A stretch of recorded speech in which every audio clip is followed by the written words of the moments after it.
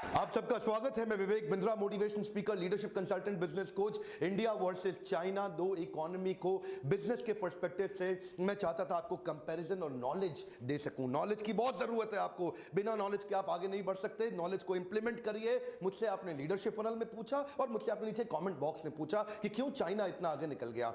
आज China has become global factory of the world. दुनिया भर की सारी फैक्ट्रीज, सारे दुनिया भर के जितने भी बड़े बड़े देश है ना, वो चाइना को प्रेफर कर रहे हैं। आज भी कहने के लिए लोग हमारे यहां भी आ रहे हैं, लेकिन China is the first preference. क्यों इतनी कॉम्पिटेंसी बढ़ गई? 1990 में उनका मैन्युफैक्चरिंग का ग्लोबल आउटपुट बाय वैल्यू 3% था। एक बार और चाइना की बात कर रहा हूं। 1990 तक ये केवल 3% global output by value create कर रहे थे, दुनिया भर में जितना मैन्युफैक्चरिंग आउटपुट है। लेकिन वो 3% से बढ़ के 25% हो गया है। आज एक देश 200 से ज्यादा देशों में 25% अकेला पूरा ग्लोबल वैल्यू आउटपुट, ये कैसे हो रहा है? आज 80% एयर कंडीशनर वर्ल्ड के चाइना बना रहा है। 70% दुनिया भर के मोबाइल चाइना में ही बन रहे हैं। 60% दुनिया के जूते चाइना बना रहा है। 74% 74% सोलर सेल भी चाइना बना रहा है। 60% दुनिया का सीमेंट चाइना प्रोड्यूस कर रहा है। 50% कोल प्रोडक्शन दुनिया का चाइना कर रहा है। 45% शिप बिल्डिंग चाइना बना रहा है। इस पृथ्वी का लगभग 50% स्टील चाइना प्रोड्यूस कर रहा है। 1.7 बिलियन मेट्रिक टन। 50% सेब पूरी दुनिया में जो आ रहे हैं वो चाइना से आ रहे हैं। आपको पता है नंबर 2 पे कौन सा देश है? यूएस, जो केवल 6% एप्पल प्रोड्यूस करता है। नंबर 1 पे चाइना, और नंबर 1 और नंबर 2 का डिफरेंस आपको दिख ही रहा है। 2017 में $23.25 ट्रिलियन की इकोनॉमी के साथ दुनिया की सबसे बड़ी इकोनॉमी बन चुका है। आज यूएस के बाद सबसे पावरफुल इस समय दुनिया में चाइना है। $2.2 ट्रिलियन के एक्सपोर्ट के साथ पूरी दुनिया में अनडिस्प्यूटेड नंबर 1 लीडर है आज एक्सपोर्ट्स के मामले में। अमेरिका अपने देश का झंडा खुद नहीं बनाता, उनके 90% झंडे चाइना में बन रहे हैं। लोग सोचते हैं चाइना केवल सस्ता आइटम बनाता है। ध्यान दीजिए, 60% most branded luxury good items आज चाइना में ही बन रहे हैं। ये वही चाइना है जो 1978 तक एशिया और अफ्रीका के पिछड़े देशों से भी ज्यादा पिछड़ा हुआ था। हर साल 10% जीडीपी ग्रोथ ले रहा है। 2014 तक देखा, रिजल्ट क्या हुआ? Per capita individual GDP 49 times बढ़ गया। 1978 तक उनकी पर कैपिटा जीडीपी थी $155, और 1978 से 2014 आज वही बढ़ के 7,590 हो गई। रिजल्ट क्या हुआ? 800 मिलियन लोग चाइना के आज गरीबी दर की रेखा से इन्होंने देखते ही उठा दिए। 800 मिलियन मतलब 80 करोड़ जनता इन्होंने चाइना की उठाई है पिछले 25 सालों के अंदर।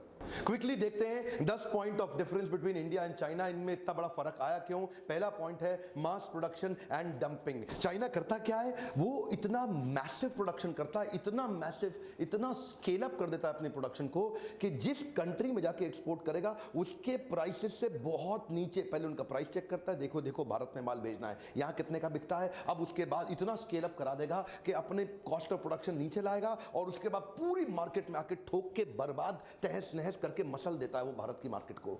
और उसका कंपैरिजन इंडिया से करते हैं। 91 से पहले तक जो भारत था ना, आप जानते हैं 91 से पहले तक का भारत, वहां पे ज्यादा जो पॉलिसीज थी वो एंटाई लार्ज इंडस्ट्री पॉलिसीज हुआ करती थी। छोटे छोटे स्मॉल स्केल पे ज्यादा फोकस करते थे, लेकिन वो स्मॉल स्केल को स्मॉल स्केल तक ही रहने दिया गया। देखिए, इनिशिएटिव ठीक था, लेकिन उसको बड़ा करना नहीं सिखाया गया। ये इकोसिस्टम नहीं बना।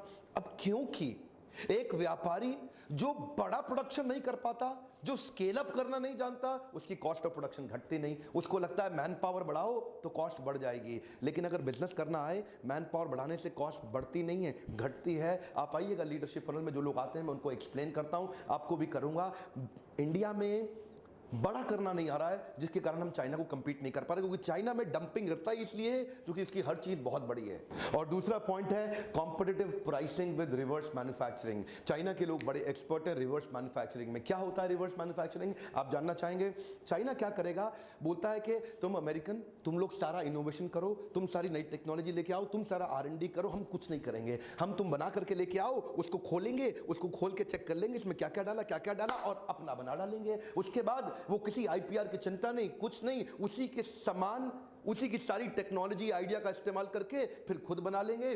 इनोवेशन का कॉस्ट बच गया, R&D का कॉस्ट बच गया, IPR का झंझट नहीं, एकदम बहुत बड़ा कर दिया। और इंडिया में अभी ग्लोबल एक्सपोजर की कमी है हमारे व्यापारियों को। वो ग्लोबल एक्सपोजर वो क्या है, अपने छोटे से गली मोहल्ले में काम करना, अपनी छोटी सी फैक्ट्री लगा लो, अरे थोड़ा बिक जाए, थोड़ा पैसा आ जाए, डिस्काउंट देके काम चला लो, इतना दिमाग कौन लगाए। वो ग्लोबल एक्सपोजर नहीं। चाइनीज ऐसा नहीं करते, वो दुनिया भर के बेस्ट को उठाएंगे और उसको खोल के चेक करेंगे, इसने क्या डाला क्या डाला क्या डाला, अरे ये तो हम भी बना देंगे। तीसरा पॉइंट बहुत शानदार है, ध्यान से समझिएगा, कॉस्ट इफेक्टिव लेबर। क्या मतलब हुआ इसका? कई लोग सोचते हैं चाइना की लेबर सस्ती क्योंकि उनकी पॉपुलेशन ज्यादा है। ए कम ऑन, ध्यान दीजिए, चाइना की लेबर सस्ती नहीं है, चाइना की लेबर प्रोडक्टिव है। वन मोर टाइम, क्या बोला मैंने, इसको ध्यान से देना, बहुत बढ़िया बात बोल देता हूं। चाइना की लेबर सस्ती नहीं है, प्रोडक्टिव है। क्यों? वहां पे स्किल डेवलपमेंट एक्चुअली एनेबल किया गया है। वहां पे सरकार और इंडस्ट्री और लोकल्स मिलकर के पार्टनरशिप के अंदर स्किल डेवलपमेंट को वास्तव में एक असली रूप दे पाए, जिसके कारण इतना स्किल्ड उसकी तनख्वाह चाहे थोड़ी सी ज्यादा हो, लेकिन उसका आउटपुट इंडियन लेबर के मुकाबले कई गुना ज्यादा है। इंडिया की लेबर जो 1 घंटे में 10 मोबाइल बनाएगी, उनकी लेबर 1 घंटे में 50 मोबाइल बना देगी। आउटपुट, प्रोडक्टिविटी, तनख्वाह की बात नहीं कर रहे, आप लोग स्किल डेवलपमेंट नहीं कर रहे। और देखिए वहां मैनेजमेंट लेवल की एजुकेशन, मैनेजमेंट लेवल की ट्रेनिंग बहुत ज्यादा है, ट्रेनिंग के सारे टूल्स का इस्तेमाल कर रहे हैं, इसलिए लोग प्रोडक्टिव हैं, सस्ते नहीं है, प्रोडक्टिव हैं, ज्यादा प्रोड्यूस कर देते हैं। इंडिया में मैं बधाई देता हूं हमारी सरकार को जो स्किल बिल्डिंग पे काम कर रही है, लेकिन नीचे अभी उसमें बहुत काम करना बाकी है। अगर स्किल बिल्डिंग हुआ तभी एम्प्लॉयबिलिटी आएगी, तभी देश में परिवर्तन आएगा। अब क्योंकि स्किल बिल्डिंग इंडिया में पूरी तरह से अभी तक इफेक्टिव हुआ नहीं, तो अच्छी लेबर थोड़ी बहुत है, और थोड़ी बहुत है तो वो मिलती नहीं है, वो दिखती नहीं है, अपने त्योहारों पे चले जाते हैं, अपने खेत वेत संभालने भी निकल जाते हैं। तो होता क्या है, अच्छी लेबर ना होने के कारण हमारे देश में वो प्रोडक्टिविटी के कारण हम चाइना के प्राइसेस को कंपीट नहीं कर पा रहे। ये माल सस्ता बेच जाते हैं क्योंकि उनकी कॉस्ट ऑफ प्रोडक्शन कम आती है। और अगला मेरा पॉइंट है एक्सपीरियंस एंड एक्सपर्टीज। हाँ, क्या मतलब हुआ उसका? चाइना में ना, चाइना क्या हो गया, अभी एक ग्लोबल पॉपुलर डेस्टिनेशन बन गया मैन्युफैक्चरिंग का। अभी किसी को कुछ भी बनवाना हो, वो दुनिया भर से पहले चाइना आ जाएगा, आकर के देखेगा भाई कौन बनाएगा कौन बनाएगा, हर आदमी खड़ा हो जाता है, बोले तो मैं बना दूंगा, अरे मैं बना दूंगा, मैं बना दूंगा। क्या मतलब, सब बना दोगे? वो ये कभी पहले बनाया, अरे पकड़ा अभी बनाता हूं। ये क्यों हो रहा है चाइना में? करत करत अभ्यास के जड़मती होत सुजान। क्या मतलब हुआ? अभ्यास कर करके जिसकी जड़ बुद्धि है, जड़मती होत सुजान, जड़ बुद्धि वाला भी एक्सपर्ट हो गया। चाइना में हर आदमी एक्सपर्ट हो गया है।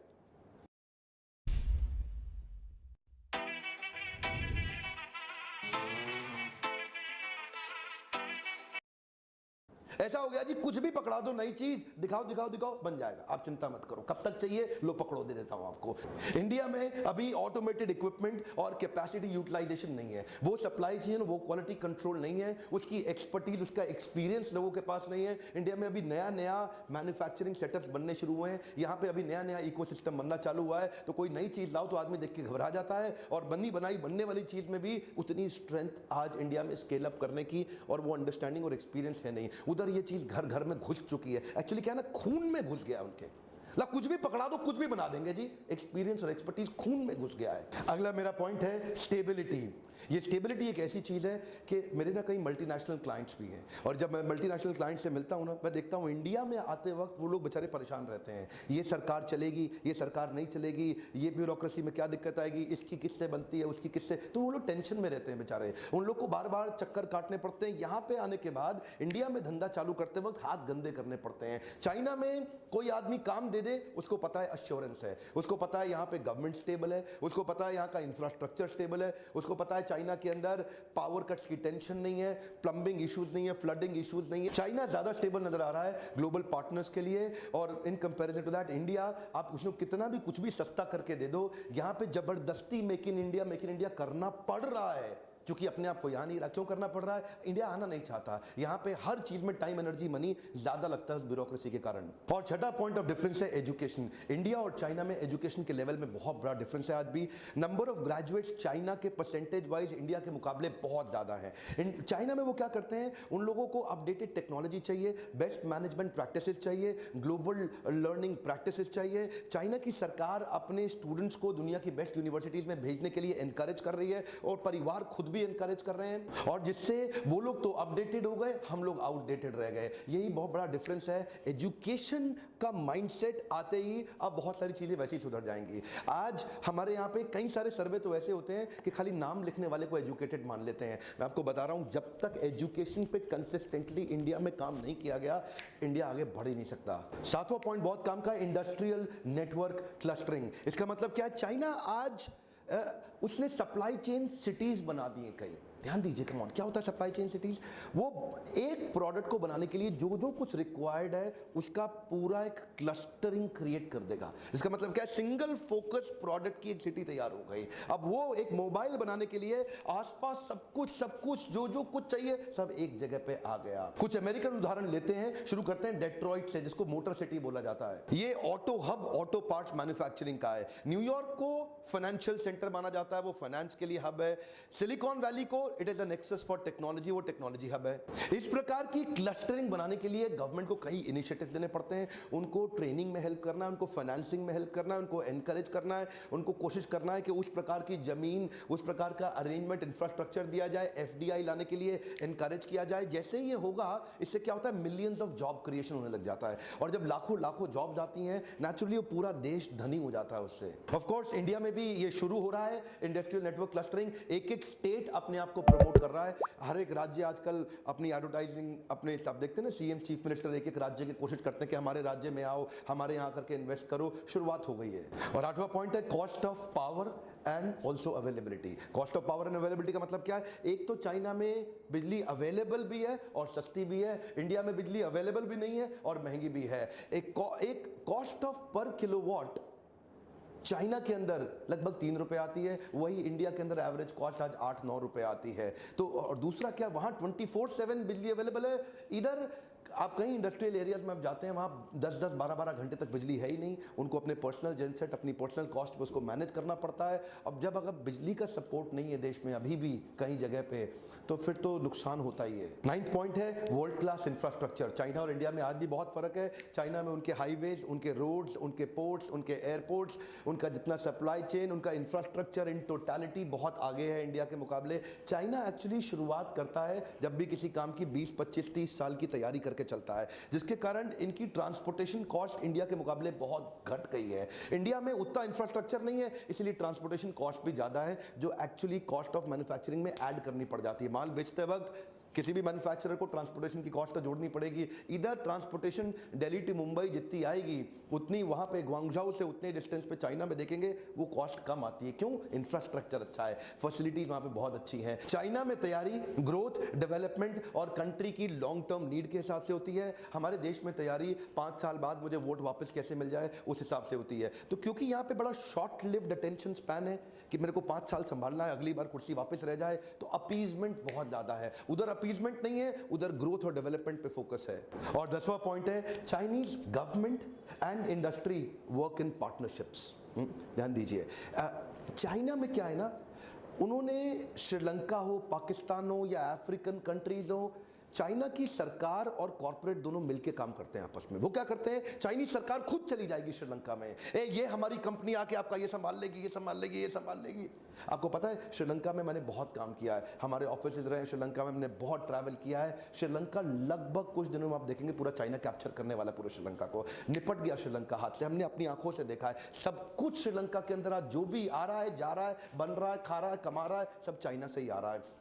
जितनी सड़कें, हाईवेज, पोर्ट्स, जो कुछ बन रहा है सब चाइनीज गवर्नमेंट ही वहां बना रही है। क्यों जानते हैं? चाइना अपनी कॉर्पोरेट को साथ लेके चलती है और अपने पॉलिटिकल इंटरनेशनल इंटरेस्ट को भी साथ लेती है, कंट्री को ही लपेट लेती है पूरे। एक कंपनी को घुसाया, उस कंट्री को उठा लिया। पाकिस्तान घुस गए, पूरा चाइना पाकिस्तान लपेटने लगा, आपके सामने देखने रहे क्या? अफ्रीकन कंट्रीज में घुस गए। इंडिया में ये सब नहीं हो सकता। इंडिया में अगर सरकार अपनी कंपनी को दुनिया में लेके जाने की कोशिश करे तो दूसरी पार्टी खड़ी हो जाए, पैसा खा रहा है, खाया पैसा, खाया। यहाँ पे यही चक्कर है। इधर क्या है, वोट बैंक है। इधर देश ऊपर नहीं है, इधर हमारा वोट ज्यादा ऊपर हो गया है, हमारी जातियां ज्यादा ऊपर हो गई, बट चुका है। इंडिया एक कंट्री नहीं है, ये 25 कंट्रीज का कॉन्टिनेंट बन गया है। इसके कारण अपने को इकट्ठे खड़ा होना पड़ेगा, और ये कुछ नहीं है चाइनीज लोग। मैं आपको एक बात कहता हूं, अपनी एजुकेशन पे फोकस करिए और इन सबको उखाड़ा जा सकता है। क्या क्या किया उन्होंने पिछले 25-30 सालों में? तो आगे गए हैं। अगले 25-30 साल की अगर हम तैयारी करें और मजबूत देश बने, हम आगे निकल सकते हैं। और आज एक गुड न्यूज देना चाहता हूं, अगर आप एक स्मॉल मीडियम एंटरप्राइज हैं, अगर आप एक स्टार्टअप हैं, अगर आप एक छोटे कॉर्पोरेट हैं